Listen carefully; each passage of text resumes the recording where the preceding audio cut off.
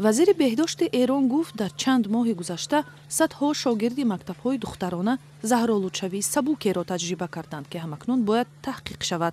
برخی سیاستمداران اشاره می‌کنند که شاید این کاری دست گروه‌های تندروی است که ضد تحصیل دخترانند، ولی تا حال هیچ گروه یا سازمانی مسئولیت این واقعه را به عهده نگرفته است. گاز می‌آمد اولی کلاس، بعد یکی از بچه‌ها حالش بد شد، سرگیجه گرفت.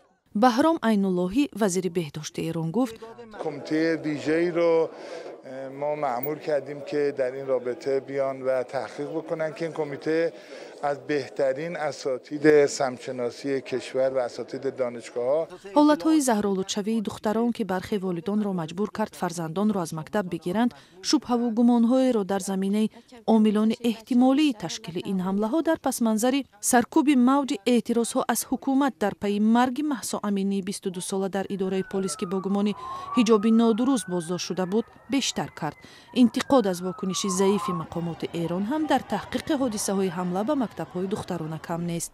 بحران مربوط به زهرآلودشوی پراسرار مکتب‌های دخترانه با دوره سختی برای رهبریت ایران راست آمد که با اعتراض‌های سرتاسری از نظام، لباس مجبوری زنانه و آشوب‌های اجتماعی ربط می‌گیرد. وزیر امور داخلی ایران گفت که حمله‌ها کاری دست دشمنان ایران است و هدفشان ایجاد ترس می‌باشد.